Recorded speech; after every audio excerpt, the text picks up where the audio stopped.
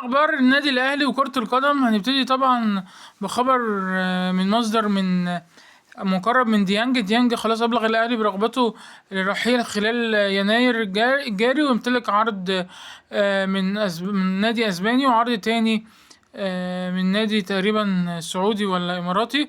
وبيحدد بيريد شراؤه بالعقد ديانج مقابل 50,000 دولار، اللي هو العرض المتبقي، اللي هم ال6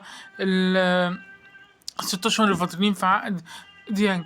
ولكن لا، المدير الرياضي لجيرونا الاسباني بيقول غير صحيح وجود اي مفاوضات بيننا وبين النادي الاهلي التعاقد مع ديانج، ولا نهتم بضم اي لاعب من الدوري المصري في الفتره الحاليه. يعني لغايه دلوقتي ديانج ده موضوعه غريب جدا. كمان عندنا الاهلي خلاص بيوافق على اعاره جرادي شار الى اوجست المجري حتى نهايه الموسم، ولكن خروج السلفاني مرتبط بضم مهاجم اجنبي جديد ان شاء الله في سوق الانتقالات. وهنشوف لما الاهلي هيجيب لاعب جديد هل جراديشار هيطلع اعاره ولا هيروح فين بالظبط. كمان عمر كمال عبد الواحد بيوصل تدريبات سيراميكا كليوباترا قادما من الاهلي، وان شاء الله هيبتدي معاهم التدريبات بكره ان شاء الله. كمان عمر سيد معوض لاعب الاهلي بينتقل الى سيراميكا كليوباترا، يعني اعتقد ان هو هيروح اعاره لنادي سيراميكا كليوباترا الايام الجايه.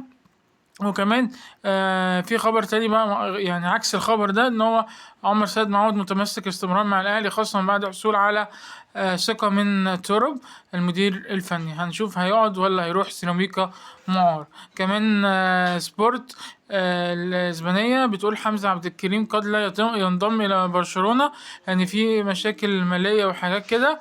وخبر تاني برضه بيقول في لا صحة في تردد صفقة انتقال حمزة عبد الكريم من برشلونة مستمرة، ولكن في حزم بعض الإجراءات وخلاص الصفقة هتخلص.